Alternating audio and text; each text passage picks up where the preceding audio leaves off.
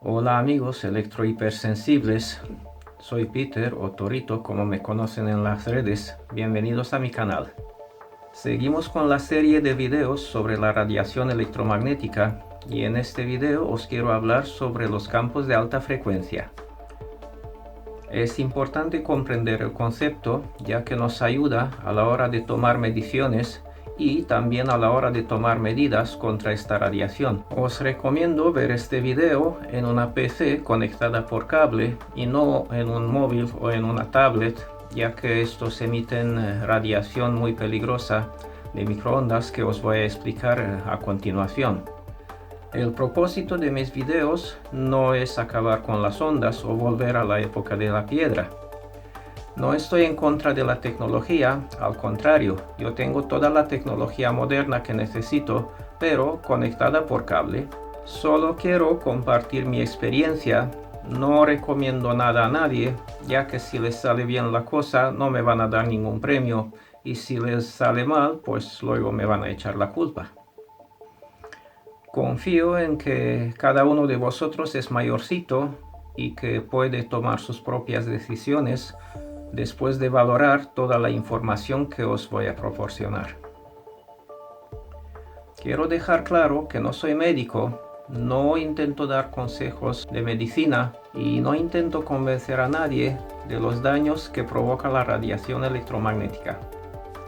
Hago estos videos para los que ya están convencidos de que es dañina y quieren aprender a protegerse. Si eres negacionista de las ondas y piensas que de algo hay que morir, ya puedes dejar de ver este video. Sé feliz y que descanses en paz. Para todos los demás, vamos al grano. En mayo de 2011, la Organización Mundial de la Salud anunció la inclusión de los campos electromagnéticos de radiofrecuencia, los que emiten los teléfonos móviles, en el grupo 2B como posiblemente cancerígenos para los humanos. La resolución 1815 del Consejo de Europa recomienda emplear el principio de la precaución y bajar los niveles de exposición a valores ALARA, as low as reasonably achievable, es decir, al nivel tan bajo como sea razonablemente posible, teniendo en cuenta no solo los efectos térmicos, sino también los efectos biológicos de la radiación de campos electromagnéticos. A pesar de eso, es interesante cómo ciertos expertos cuentan que las ondas electromagnéticas no son dañinas. Se suelen apoyar en la falta de evidencia, pero la ausencia de evidencia no es sinónimo de ausencia de riesgo.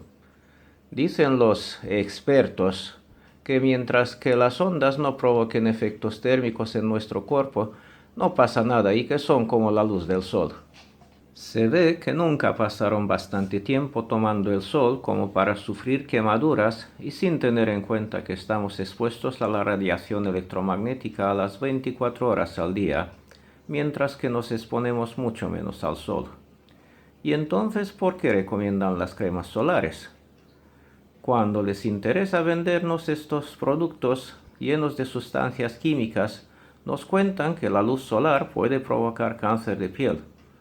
Sin embargo, cuando intentamos protegernos contra el resto de las ondas, nos dicen que estas, al ser no ionizantes, son inofensivas como la luz del sol. Como si solo las cosas ionizantes nos pudieran hacer daño. ¿No os suena a manipulación masiva? Hace unos años, la industria del tabaco, respaldada por los médicos, hasta solía recomendar ciertas marcas de tabaco, y los gobernantes están contentos con todos los impuestos de su venta. Por fin se dieron cuenta que los gastos medicales que genera el tabaquismo superan lo que se puede recaudar con los impuestos que le ponen y dan marcha atrás. Ahora, cuando ya no lo puedes dejar, te dicen que provoca muerte y cáncer. Pero el tabaco no es ionizante. Entonces, ¿por qué sería dañino? ¿Qué te parece? Igual que el plomo y el amianto, todo era muy seguro, pero resulta que se prohibieron porque eran tóxicos. Lo mismo pasará un día con la tecnología inalámbrica, a pesar de ser no ionizante. Un día van a reconocer que provoca muerte y cáncer, pero estaremos ya muertos y los muertos no reclaman. O seguirás vivo, pero demasiado enganchado como para poder prescindir de esa tecnología. Intenta pasar solamente unas horas sin tocar tu móvil y ya me contarás. En fin, vamos a dejar este tema y pasemos a cosas más técnicas. Todas las ondas electromagnéticas son fotones. Los que componen la luz del Sol son fotones visibles, mientras que los demás son fotones invisibles. Estos fotones, tanto visibles como invisibles, viajan a la velocidad de la luz, que es de 300 millones metros por segundo. Así que la luz visible también es radiación electromagnética, y es muy importante comprender esto porque podemos usar ciertas analogías luego a la hora de estudiar el funcionamiento de las ondas invisibles. En esta imagen podemos observar que el espectro de la radiación electromagnética es muy amplio. Se divide en radiaciones no ionizantes y ionizantes. Estas dos categorías de radiaciones están separadas por el límite superior de la luz visible, las ultravioletas. La luz visible es solamente esta pequeña parte de la totalidad del espectro. Las radiaciones ionizantes son los rayos X que se usan en las radiografías y los rayos gamma que se generan durante la fusión nuclear, por ejemplo. Estos tienen una frecuencia tan alta que pueden alterar el ADN de los seres vivos. No voy a tratar este tema ya que no pienso trabajar en una central nuclear ni viajar a Fukushima o Chernóbil. Yo solo quiero hablar de las radiaciones no ionizantes, estas que están por debajo de la luz visible. Empezamos con las frecuencias bajas de nuestra red eléctrica de corriente alterna que mueve toda la civilización humana. Luego vienen las radiofrecuencias y microondas que se emplean en las telecomunicaciones y estas son las que nos interesan principalmente. Luego, justo por debajo de la luz visible está la luz infrarroja que se emplea para enviar datos de Internet por fibra óptica. La luz infrarroja también se emplea en los mandos a distancia, pero tristemente de menos en menos, estos siendo reemplazados por mandos Bluetooth. Todas estas radiaciones no ionizantes se dividen en dos categorías: radiación de alta frecuencia y de baja frecuencia, o campos de baja frecuencia como los suelen llamar. Es importante comprender la diferencia ya que actúan de manera diferente, se utilizan equipos distintos para medirlos y las medidas de apantallamiento que se emplean son diferentes para cada tipo. Para simplificar las cosas, llamamos campos de baja frecuencia a los que vienen generados por cables eléctricos y transformadores, y llamamos radiaciones de alta frecuencia a todas las que se propagan por el aire libre. Hoy solo quiero hablar de esta radiación de alta frecuencia y trataré el tema de la baja frecuencia en un próximo video. Las ondas electromagnéticas tienen una forma senoidal donde el positivo y el negativo oscilan intercambiándose de forma cíclica. Esto se puede visualizar en el dominio del tiempo con un osciloscopio. Aquí tengo mi osciloscopio conectado a una toma corriente de mi casa. Podemos ver la onda de la corriente alterna presente en mi red eléctrica doméstica. Se llama corriente alterna porque el positivo y el negativo se intercambian entre ellos cíclicamente. Esta es la amplitud de onda medida desde el punto cero hasta la cresta. La distancia entre dos crestas se llama longitud de onda y se expresa con la letra griega lambda. Este es un ciclo, de aquí hasta aquí. Un ciclo completo. Empezamos desde el punto cero, baja, baja, sube, sube, sube más y vuelve hasta el punto cero. Este sería un ciclo. Y bueno, dependiendo del número de ciclos por segundo, se define la frecuencia en hercios.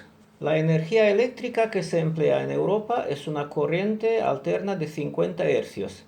Quiere decir que en un segundo realiza 50 ciclos completos como este y es considerada una baja frecuencia. Imaginemos que esta pantalla representa el espacio de un segundo, de aquí hasta aquí. Al aumentar el número de ciclos completos en este plazo de un segundo, la distancia entre estas crestas disminuye, como podemos ver, debido a que tienen que caber más olas en el mismo espacio de tiempo. Quiere decir que hemos incrementado la frecuencia. Aquí yo no estoy incrementando nada, simplemente estoy usando un zoom para alejarme y ver más ciclos de los 50 que existen en un segundo. Como si mirara la fila de árboles que bordean una carretera a través de la cámara de mi móvil. Puedo ver más árboles o menos según el zoom que emplee. Pero al incrementar la frecuencia, esta distancia entre dos crestas disminuye. O sea que obtenemos una longitud de onda más y más corta. Entonces quiere decir que a mayor frecuencia, menor longitud de onda vamos a tener. Como podemos ver, la frecuencia de una onda y su longitud son interdependientes y con estos dos parámetros jugamos para enviar las ondas más lejos o transmitir mayor cantidad de datos según necesidad.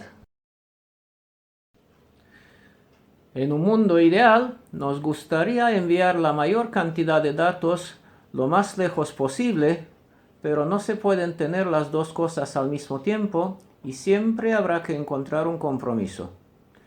Si queremos enviar más datos, tenemos que incrementar la frecuencia. Pero si queremos que esos datos lleguen más lejos, debemos disminuir la frecuencia y conformarnos con una menor cantidad de datos que se pueden enviar. Así que, en el caso de las radiofrecuencias y microondas, el número de ciclos por segundo suele ser muy elevado y tendremos que emplear múltiplos de la unidad de medida Hertz para expresar esas frecuencias.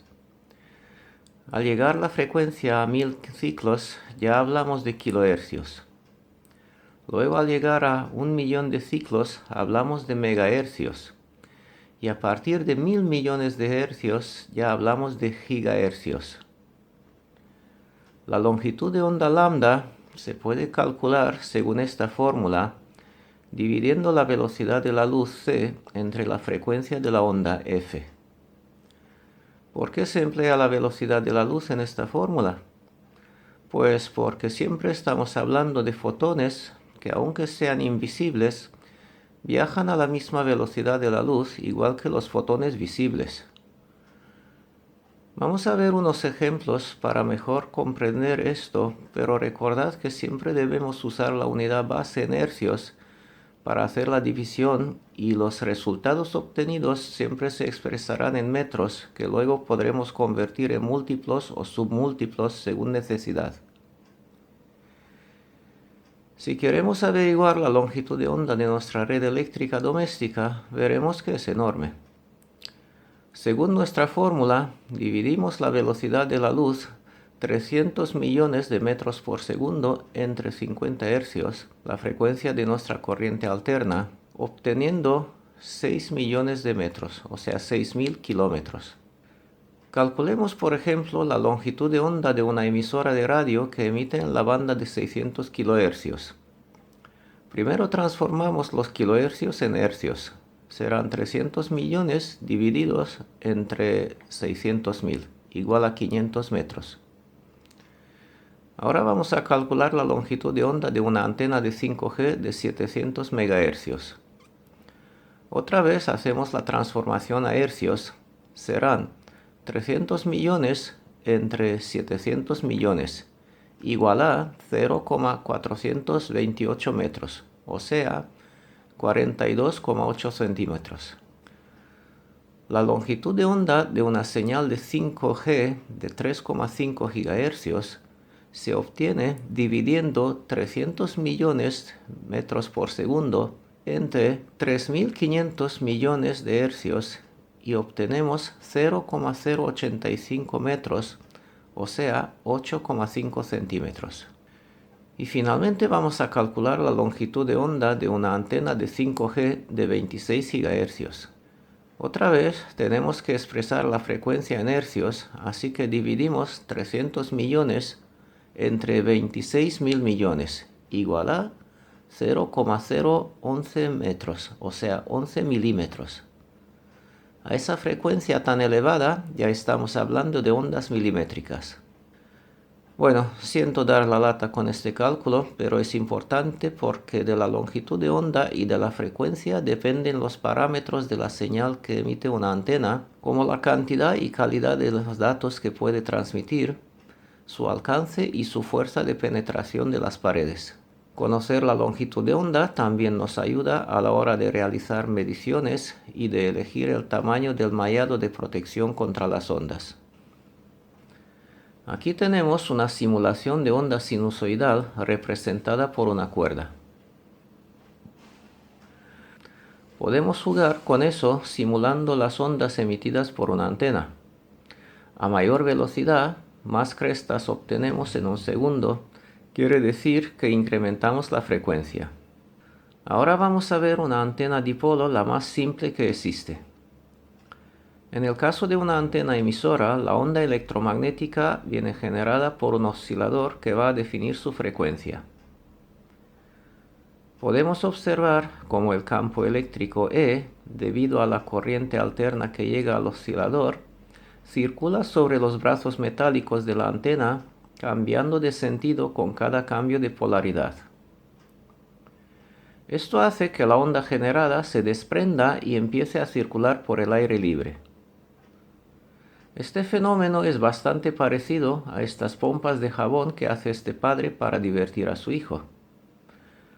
Hasta ahora, para simplificar el concepto, solo os he enseñado la onda simple sinusoidal del campo eléctrico.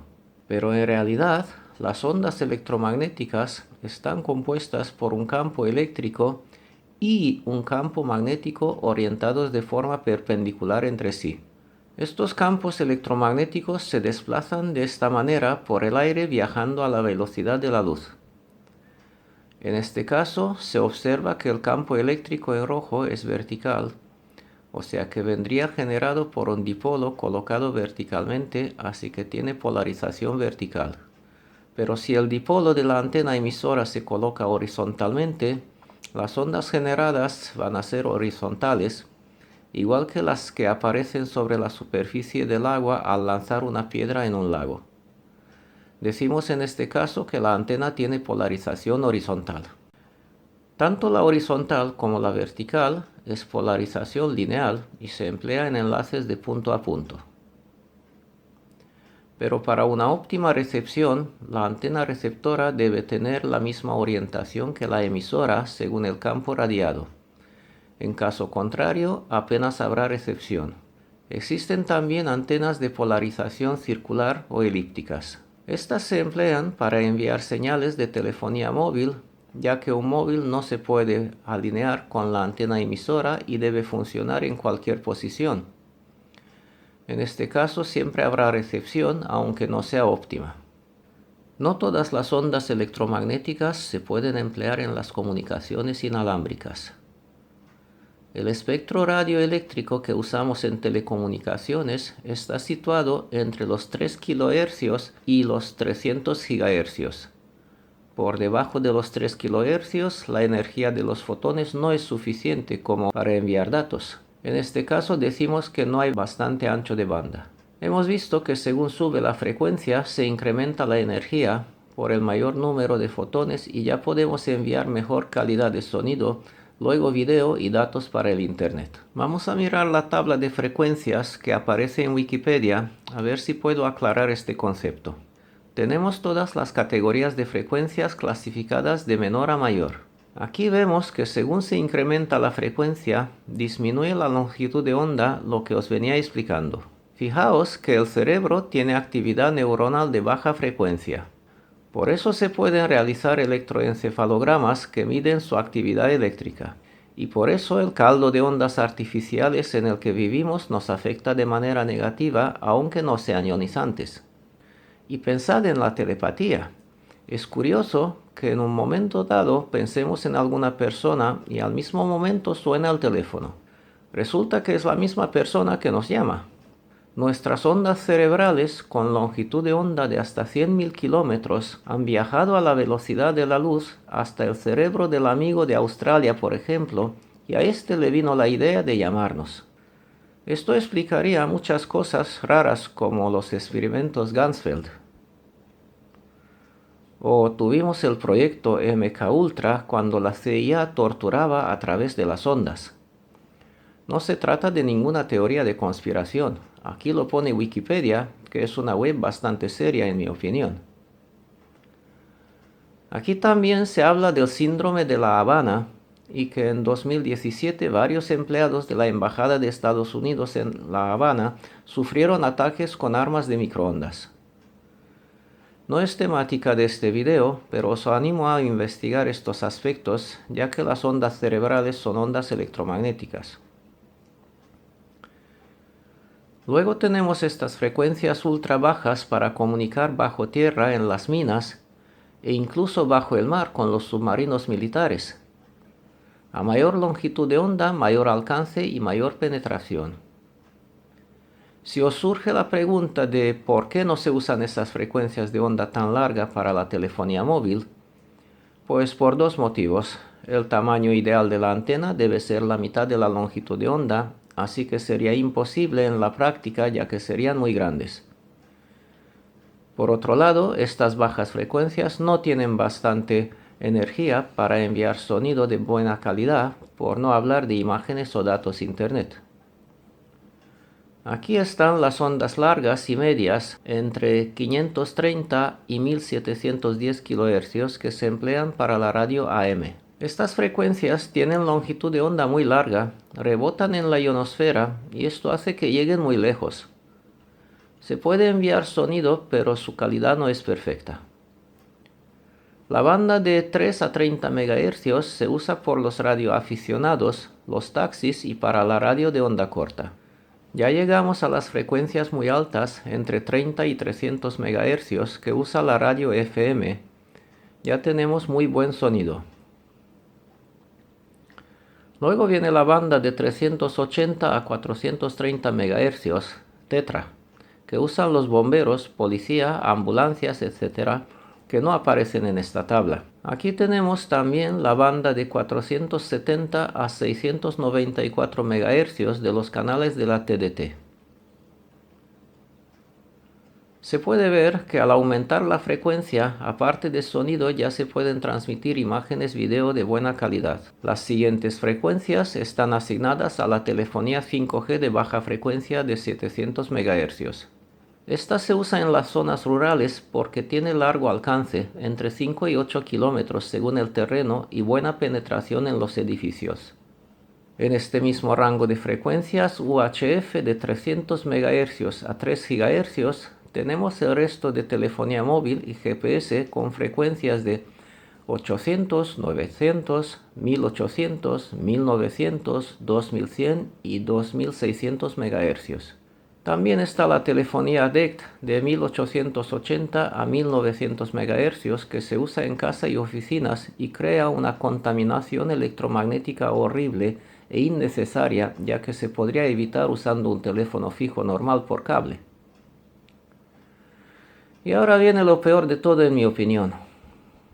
La banda de 2,4 a 2,48 GHz, que es la frecuencia de resonancia de las moléculas de agua.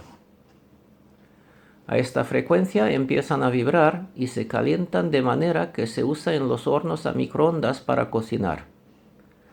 Pero al ser una banda libre de licencia, también se emplea en redes inalámbricas, Wi-Fi y Bluetooth. Como podemos ver, se usan las mismas frecuencias tanto para hornear la comida como para hornear cerebros.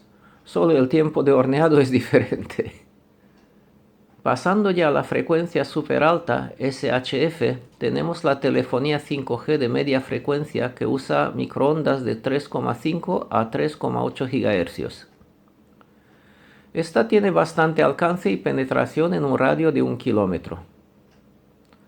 Luego tenemos el Wi-Fi de alta frecuencia de 5,1 y 5,8 GHz que la gente suele confundir con la 5G.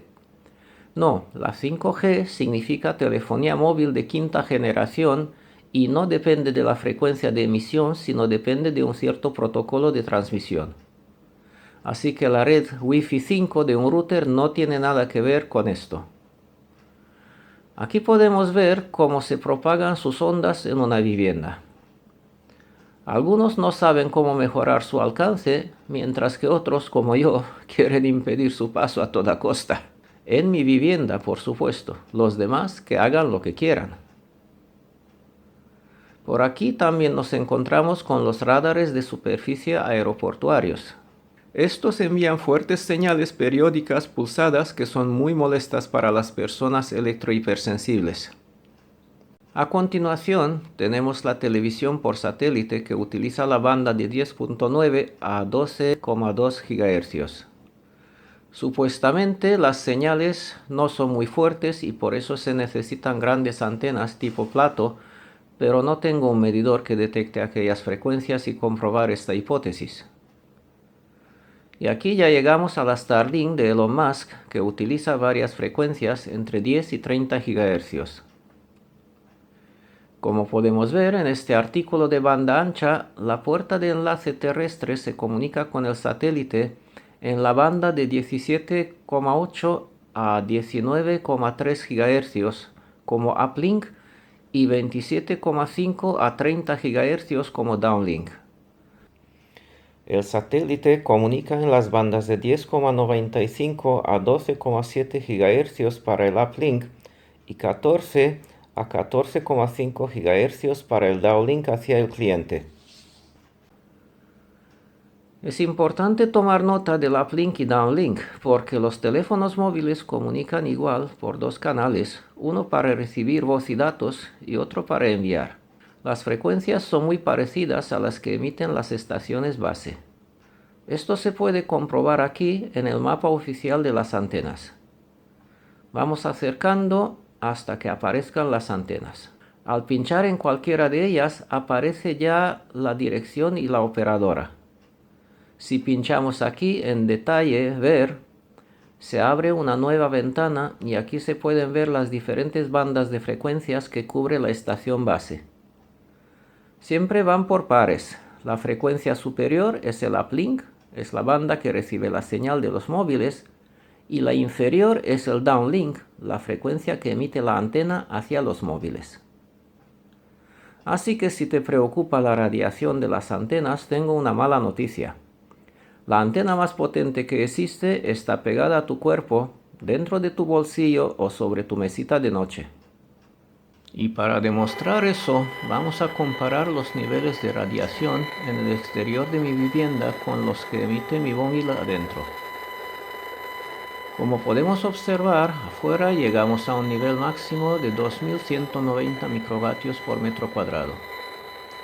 Esta es la suma de la contaminación proveniente de todas las antenas de 2G, 3G, 4G, 5G, TDT, DAB, Tetra y yo que sé qué más emisoras.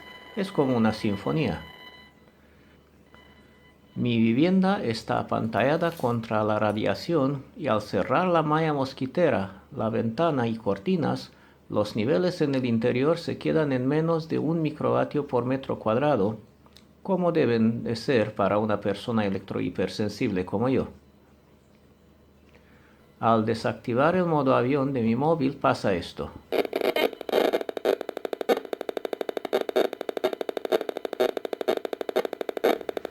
Como podemos ver, mi móvil genera niveles de 100 veces y 1000 veces superiores a las antenas de afuera.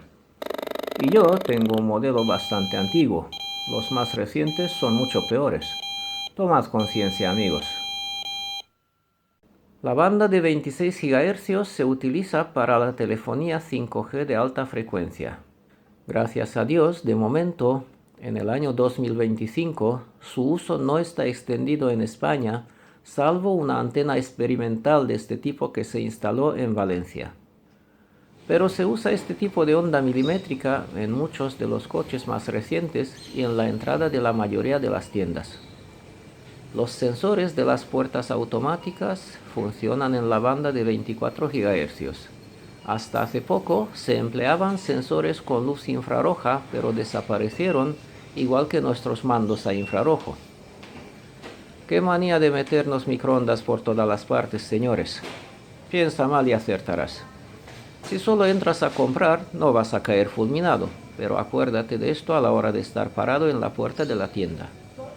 Y si trabajas de cajera o vigilante y pasas horas y horas cerca de la entrada, investiga el tema antes de sufrir daños irreversibles. Llegamos a la frecuencia extremadamente alta, EHF, entre 30 y 300 GHz. Como podemos ver, en este rango de frecuencias existen hasta armas de microondas. Aquí lo pone en Wikipedia, armas de microondas. Entonces, que no venga ningún ignorante negacionista a insultar mi inteligencia contando que las ondas no ionizantes son inofensivas como la luz del sol. Este es el Cuadro Nacional de Atribución de Frecuencias, CNAF, que viene publicado en el BOE y recoge la inmensa cantidad de frecuencias en uso.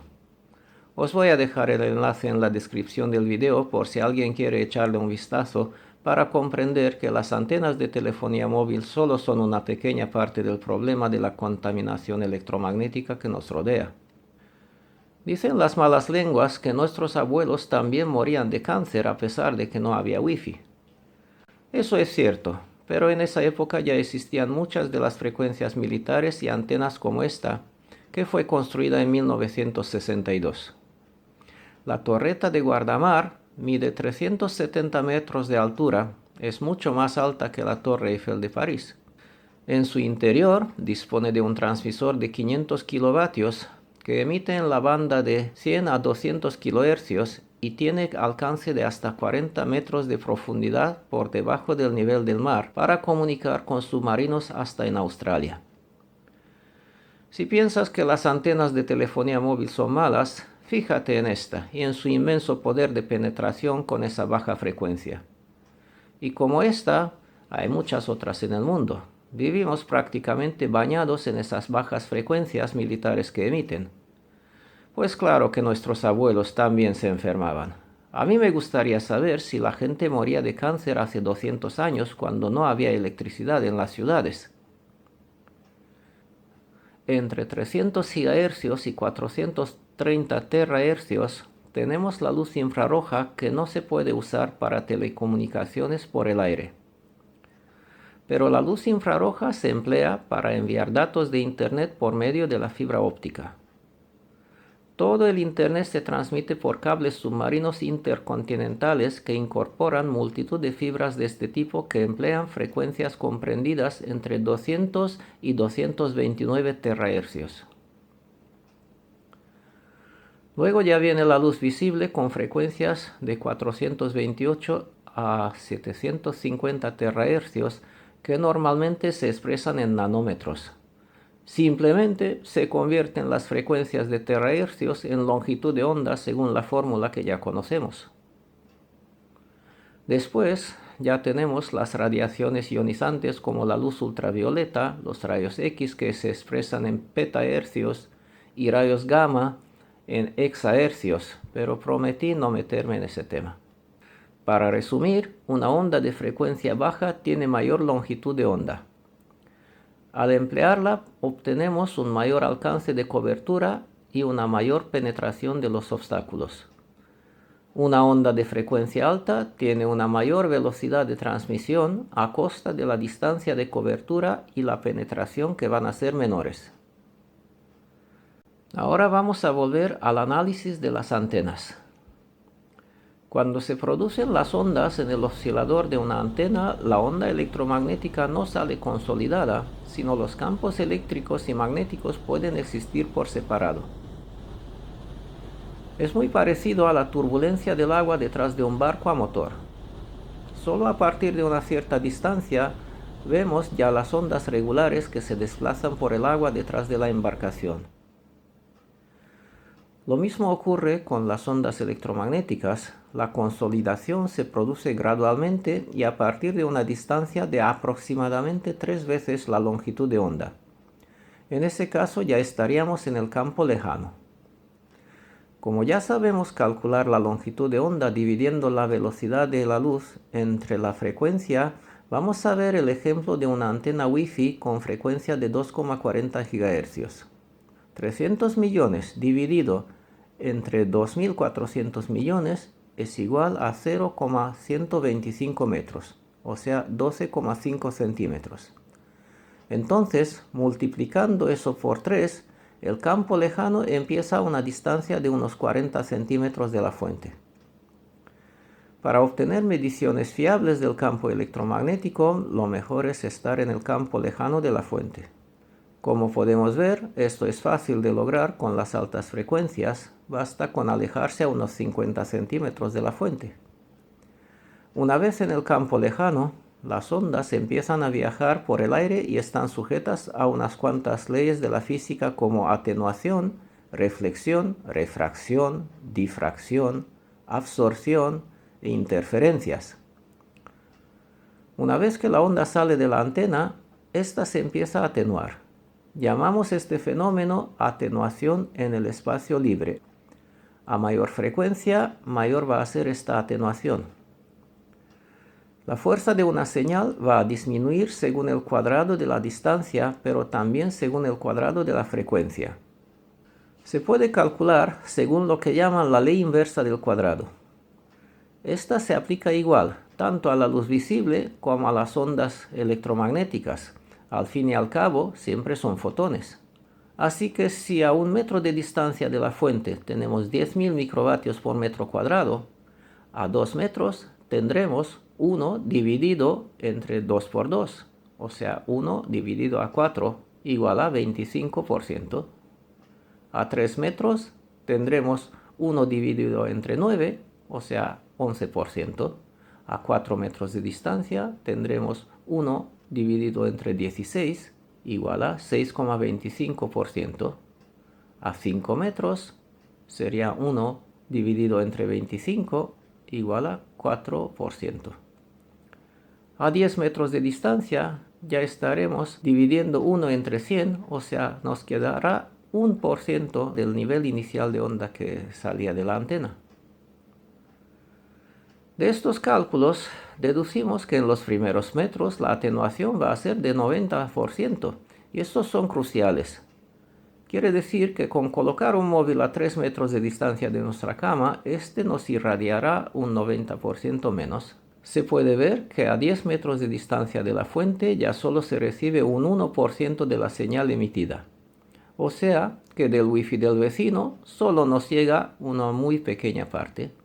A menudo la gente me dice que no nos podemos proteger ya que el wifi está en todas las partes. Pero la verdad es que a pesar de ver varias redes con nuestro móvil, esas señales no son bastante fuertes como para hacernos mucho daño. La distancia es nuestra mejor amiga. Así que deja de buscar excusas, aléjate de tu móvil y de tu wifi, o incluso mejor apágalos al menos a la hora del descanso. Pero luego, aparte de la atenuación, intervienen los demás factores. Cuando una onda choca contra un obstáculo, se producen dos fenómenos, reflexión y refracción. Una parte de la onda cambia de dirección y sentido de propagación. Esta es la reflexión, igual que el eco de un sonido. Otra parte penetra en el obstáculo, pero cambia su trayectoria en función del índice de refracción de este. El efecto de reflexión suele dificultar la búsqueda de una fuente de radiación. Esto se debe al multitrayecto de la onda, ya que puede recorrer largos caminos tras varias reflexiones. Aquí se puede apreciar cómo las ondas emitidas por la estación base llegan al vehículo por varios diferentes ángulos. Lo mismo ocurre en el caso de una vivienda. Se puede dar el caso de no tener una vista directa de una antena, pero recibir altos niveles de radiación debido a la reflexión de las ondas en los edificios de los alrededores. Luego tenemos el fenómeno de la difracción que curiosamente permite a las ondas doblar una esquina aunque se pierda la mayor parte de la cantidad de energía que se emitió. Las ondas vienen absorbidas por los diferentes medios como por el aire. Ya vimos la ley inversa del cuadrado. Pero depende del medio de propagación. No es lo mismo viajar en el vacío interestelar, donde las ondas llegan hasta el infinito, o en el agua, por ejemplo. El agua de mar limita la propagación de las ondas a unas decenas de metros. Las paredes de las viviendas limitan hasta cierto punto la entrada de las ondas según el material de construcción. Las casas con paredes gruesas de adobe o de ladrillo sin huecos suelen ser buenas contra las ondas, mientras que los cristales de las ventanas son muy permeables y dejan pasar toda la radiación. Hoy en día es difícil encontrar nuevas viviendas protegidas contra la radiación, ya que se emplean materiales de construcción novedosos, buenos aislantes térmicos, pero son transparentes para las ondas. La interferencia es un fenómeno en el que dos o más ondas se suman o se restan. Ellas se pueden superponer para formar una onda resultante de mayor, menor o igual amplitud, igual que cuando lanzamos objetos en una piscina, los circulitos que se forman chocan entre ellos para cambiar de forma y rumbo. Ahora vamos a hablar un poco de las antenas. Como hemos visto, la antena básica es un dipolo. La longitud del dipolo está relacionada con la longitud de onda que queremos emitir o recibir, y es la mitad de esta longitud de onda lambda. Obtenemos polarización horizontal o vertical según el axis que coloquemos el dipolo. Un dipolo es una antena que emite de manera igual a su alrededor según un diagrama en forma de donut como aquí. Imaginaos que la barra del dipolo está en el centro del donut. Si se coloca verticalmente, será una antena omnidireccional. Si la colocamos horizontalmente, será una antena bidireccional. Pero normalmente, como en el caso de las antenas de telefonía móvil, se necesita concentrar la potencia total radiada hacia una cierta zona, y esto se puede lograr con una antena direccional que sería como un foco. Así que según el propósito existen varios tipos de antenas. Tenemos las antenas de cable, que pueden ser monopolo, de cuarto de onda, que son las telescópicas de una radio o las que llevan los coches. Puede ser dipolo de media onda, que pueden ser rectas o curvadas. A un dipolo se le pueden añadir elementos deflectores y un reflector, convirtiéndola en una antena direccional Yagi. Estas son las típicas antenas de TDT que se ven en los tejados. También existen antenas de espiras y helicoidales. Existen las antenas parabólicas, que son muy direccionales y se usan para radioenlaces de punto a punto. Las antenas parabólicas pueden ser de foco primario y offset. Las más comunes son las que usamos para recibir la televisión satelital. Luego tenemos las antenas de apertura, que incluyen las de tipo bocina, las de ranuras y las de microstrip o parche. Estas dos últimas se usan mucho en los teléfonos móviles y routers para enviar señales Wi-Fi. Se pueden ver impresas directamente sobre la placa base del circuito electrónico. Las de parche en el interior de un router que no tiene tecla de apagado se pueden desconectar manualmente si queremos prescindir del Wi-Fi. Pero me pasó que tuve que raspar y destruir la antena microstrip del Bluetooth que llevaba mi patinete eléctrico, ya que venía impresa y no había otra manera de desconectarla. Las antenas de telefonía móvil suelen ser de panel tipo array en fase, o sea que son muchas pequeñas antenas que emiten de manera conjunta. Estas son las típicas antenas de telefonía móvil que habitualmente vemos instaladas en las azoteas y torretas, cuando no están camufladas, claro. También están de moda las picoantenas que se instalan sobre las fachadas o en el interior de los letreros de algunas tiendas para dar cobertura en algún sitio donde no llega la cobertura de la antena de la azotea. O simplemente en zonas muy pobladas para aumentar el número de fotones disponibles y que nadie se quede con conexión lenta. Uno podría pensar que esta antena es muy pequeña y no emite niveles muy altos, pero mi medidor no miente. Mirad los niveles en la acera delante de esta antena. El medidor está fuera de rango, mostrando el nivel máximo que puede, 2.500.000 microvatios por metro cuadrado, pero tal vez haya el doble de eso. Aquí tenemos una de las antenas celulares que se instalan en el interior de edificios y estaciones de metro. Como podemos observar, se puede usar para todo tipo de comunicaciones 2G, 3G, 4G y 5G entre 700 y 3800 MHz.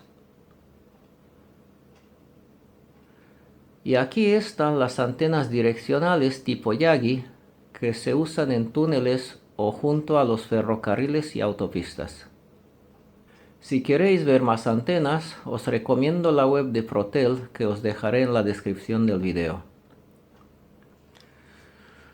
La radiación electromagnética se puede medir como intensidad del campo eléctrico en voltios por metro o como densidad de potencia en vatios por metro cuadrado. Normalmente usamos algún submúltiplo como microvatios por metro cuadrado.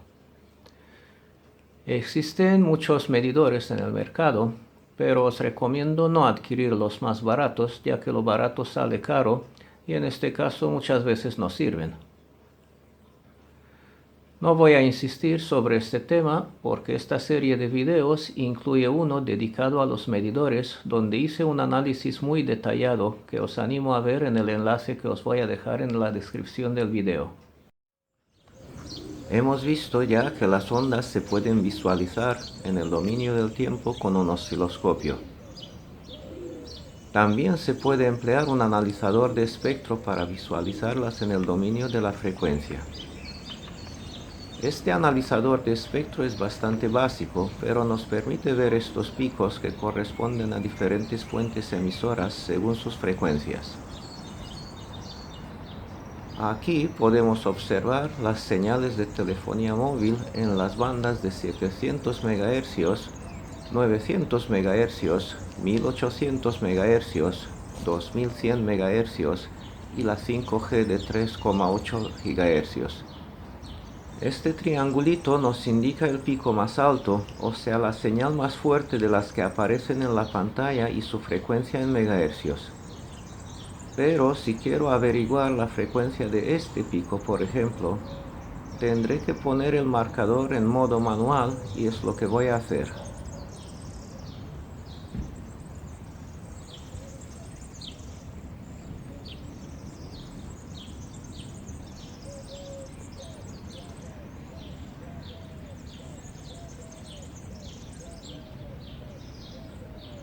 Ahora ya puedo desplazar el marcador hasta llegar al pico que me interesa y al colocarlo ahí ya me marca la frecuencia de esa señal, 3724 MHz.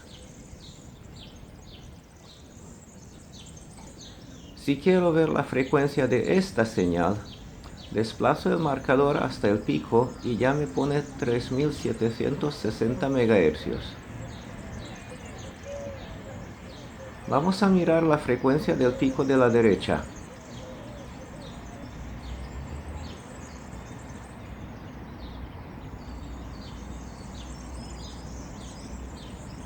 $3778 MHz.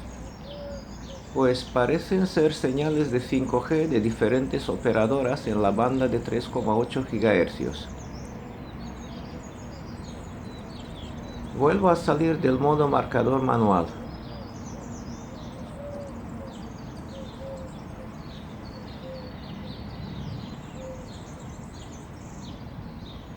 El marcador ya se pone automáticamente en el pico más alto que encuentra.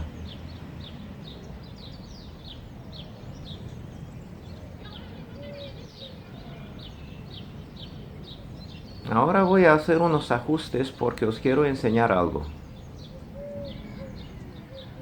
Voy a poner la frecuencia central en 400 MHz y el span de 100 MHz.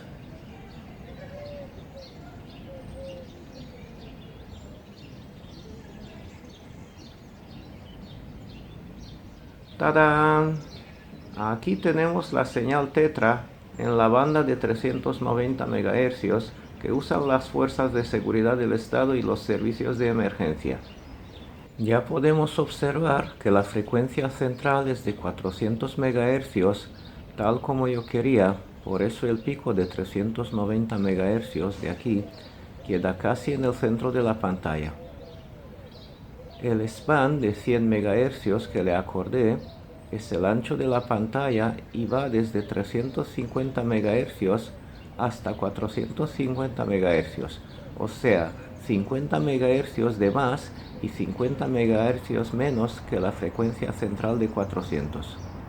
Este no es un tutorial sobre analizadores de espectro, solo os quiero enseñar un par de cosas básicas, pero hablaremos más sobre este tema en un futuro video. Y bueno, ya que hemos visto las señales de las operadoras de telefonía móvil, ahora vamos a hablar de sus antenas.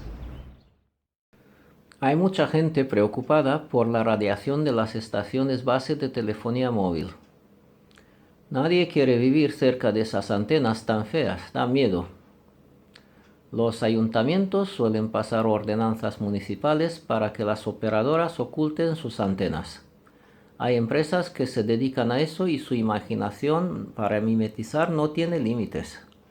Os voy a dejar en la descripción del video el enlace de la web de Solitel, donde podemos aprender mucho sobre este tipo de técnicas. Ellos hacen literalmente referencia al refrán ojos que no ven, corazón que no siente. Esta política, combinada con la falta de información de la gente, alimenta aún más las fobias y las teorías de conspiración. Yo quiero dejar una cosa muy clara, soy muy conspiranoico y no intento minimizar el peligro de las antenas de telefonía móvil. Al contrario, si tuviera una justo frente de mi ventana intentaría cambiarme de casa. Pero como pudimos ver, las antenas solo son una parte del problema. Yo empecé investigando la radiación de 5G de la que tanto se habla. Al comprar mi medidor SSP2, fui corriendo a la terraza a comprobar los niveles y estos estaban en torno a los 400 o 500 microvatios por metro cuadrado. No sabía en esa época si eso era mucho o poco, pero cuando entré en casa con el medidor encendido descubrí que en la habitación había 30.000 microvatios por metro cuadrado. Esta radiación venía del teléfono inalámbrico de mi vecino. En mi salón había niveles más altos todavía, debidos principalmente al wifi de mi router. Así que lo apagué para ver lo que pasaba. Después de apagarlo, descubrí que en mi casa había muchas más fuentes inalámbricas y cada una de ellas generaba niveles de radiación muy superiores a los que existían en el exterior de la vivienda. Está claro que las antenas de telefonía móvil son muy dañinas si uno vive justo enfrente de alguna de ellas. Sin embargo, en muchos casos, como el mío, la gente misma introduce a los enemigos en casa y se fríe con sus propias redes inalámbricas, pero preocupándose a la vez por las antenas de telefonía. Para mí, lo peor fue descubrir los niveles que emitía mi querido móvil. Me daban ganas de llorar. Este había sido mi mejor amigo durante muchos años. Nunca lo apagaba, dormía con él al lado. Si alguna vez se quedaba sin batería me entraba el pánico. Al volver a encenderlo salía en la pantalla el mensaje: Samsung Life Companion, compañero de vida. ¡Qué bonito! Pero llevaba ya más de una década con electrohipersensibilidad sin saber lo que me causaba los múltiples problemas físicos y psíquicos. No voy a volver a enumerarlos aquí, ya que lo hice en mi video EHS, ¿eres electrohipersensible? Os voy a dejar el enlace también en la descripción de este video. Tuve un choque emocional al descubrir que mi mejor amigo llevaba años traicionándome y matándome con las microondas que emitía. Con amigos como ese, uno ya no necesita enemigos. Unos niveles brutales de hasta 2 millones de microvatios por metro cuadrado. Vamos, que nunca me lo hubiera imaginado y seguro que ninguno de vosotros. Y luego, todos los demás enemigos que tenía en casa. Todos mis dispositivos inteligentes conectados como mi PC, mi teclado y ratón, la cámara de vigilancia de mi alarma, hasta el wifi de la pantalla de luz de mi acuario generaba niveles al menos 100 veces superiores a los que había en el exterior. O sea, que el nivel máximo de radiación del conjunto de todas las antenas de mi barrio no llegaba a más de 500 microvatios por metro cuadrado en un lado del edificio y 2000 microvatios por metro cuadrado en el otro lado. Y de todo eso, en el interior de la vivienda, igual entraban 200 o 300 microvatios, pero mi móvil en la mesita de noche daba ráfagas 1000 veces más potentes. Poco a poco comprendí la trampa. Las leyendas urbanas nos meten el miedo con las antenas de telefonía móvil por ahí fuera, cuando realmente nos irradiamos mucho más en casa con los dispositivos inalámbricos que nosotros mismos compramos. Estas leyendas urbanas son rumores que enlazaron los osos. Existe una creencia popular que dice que si te encuentras con un oso en el bosque hay que tumbarse y fingir estar muerto. Pero esto obviamente sería suicidio. Es un rumor lanzado por los osos para comernos con más facilidad. Ya no tendrían que molestarse en correr detrás de nosotros. Miren a este subnormal tumbado ahí en el suelo, pero su amigo parece que tiene más neuronas. Se ha subido a un árbol. Lo mismo ocurre aquí. Nos estamos suicidando lentamente con nuestros móviles y redes inalámbricas para que los osos no tengan que matarnos con las antenas de telefonía móvil. Toda esta tecnología inalámbrica funciona con microondas igual que el horno microondas de la cocina. Yo escuché muchas veces que no hay que situarse cerca de este mientras esté funcionando y que lo mejor era incluso salir de la cocina y alejarse. Y resulta que era verdad. Al tener el SSP2 pude comprobar los niveles brutales de radiación que emite. Pero el microondas no es el peor que tenemos. Lo usamos unos minutos al día y no vamos a caer fulminados. Resulta que nadie nos contó que la tecnología inalámbrica Wi-Fi y Bluetooth usa las mismas bandas de frecuencias. El problema es que hay un montón de dispositivos conectados, prácticamente vivimos rodeados de ellos y nos bombardean durante las 24 horas al día. Estamos bajo fuego cruzado del enemigo, señores, y eso no es bueno para ningún ser vivo. En mi conspiranoia pensaba que esto era aposta, que se utiliza la misma banda de frecuencia del microondas para el Wi-Fi y Bluetooth para lastimar a la gente. Tal vez sea verdad, pero me enteré de una cosa que me hace ya dudar un poco. Resulta que esa banda no se puede utilizar para sistemas de telecomunicaciones precisamente por su cercanía con picos de absorción del agua. Como en la atmósfera hay humedad y lluvias, esa frecuencia no viaja muy bien. Esto viene reflejado por aquí. Pone atmósfera opaca a estas frecuencias. Nuestros queridos gobernantes, al no poder sacarle provecho a esta banda, ni para transmisiones militares, ni para subastarla, la dejaron libre, no licenciada, para que la aprovecharan los sectores ISM, industrial, científica y medical. Y coincide con la banda que más daño nos pueden hacer, es lo que hay. Comprendí también otro aspecto, que sin un buen medidor no se puede uno proteger. No se pueden descubrir las fuentes de radiación, no se puede hacer un estudio en la vivienda ni un diagnóstico correcto para decidir si es necesario o no apantallarla. Para la gente que todavía no se ha vuelto electrohipersensible, muchas veces basta con apagar su propia basura inalámbrica en casa y ni hace falta apantallar. Pues en mi caso, al apagar todas esas fuentes de radiación en mi vivienda, empecé a dormir como un bebé después de una década de insomnios. Hay que verlo. Muchos me preguntan, ¿a qué distancia de una antena estamos a salvo? Es muy difícil de estimar. Depende de muchos factores, como hemos visto. Su potencia, la distancia, su ángulo de incidencia, la reflexión y refracción en el entorno, etc. Entonces la única manera de saberlo es realizando las pertinentes mediciones. Hay que tener en cuenta que los niveles de emisión de una antena varían en el tiempo según la demanda y se verán incrementados en el futuro, así que lo mejor es disponer de su propio medidor. Protegerse de las antenas es complicado, pero el problema del móvil tiene una solución muy fácil: apagarlo. Y con eso habréis eliminado la antena más potente que tenéis cerca. Recuerdo que en mi infancia solía escuchar un programa de radio llamado El Consejo del Médico. Una vez me llamó la atención un señor que tenía serios problemas de salud.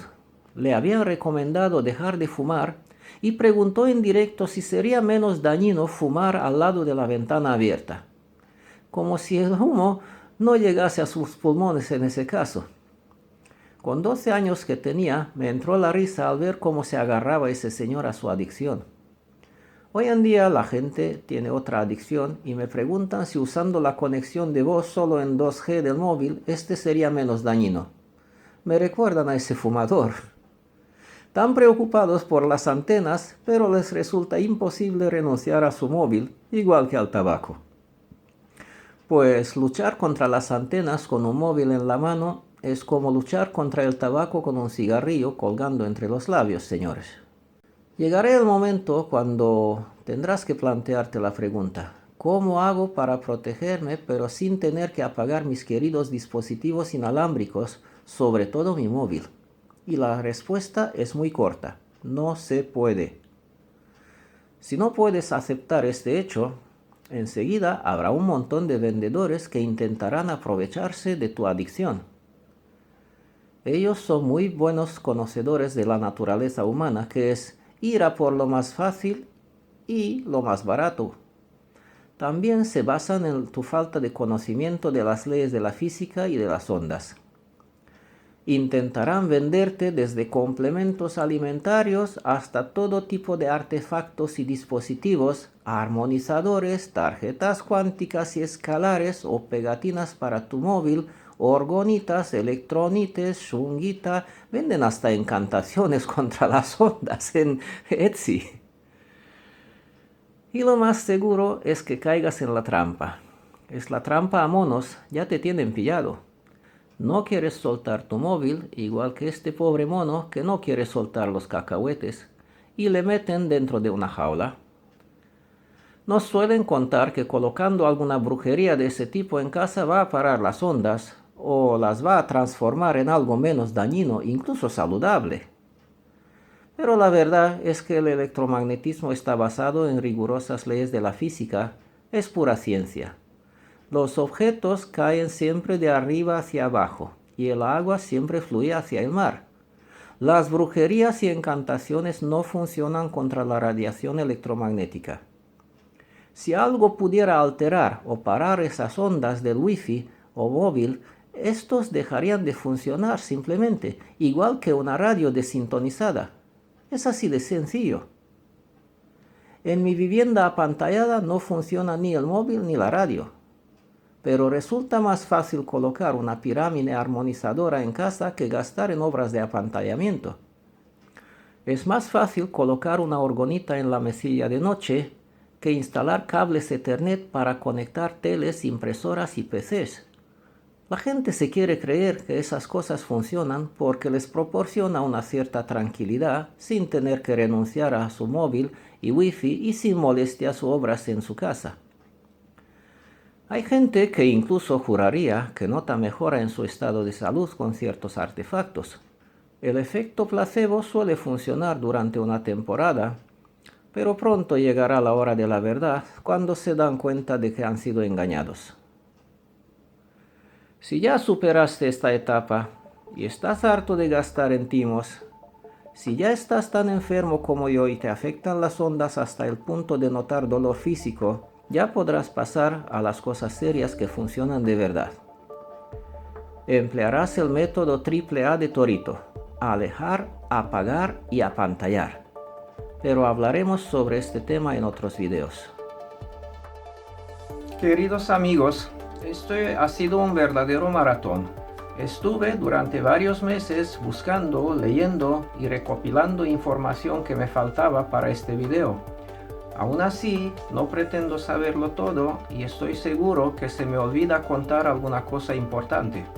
Dejadme vuestros comentarios y a ver si podemos aclarar vuestras dudas en los próximos videos.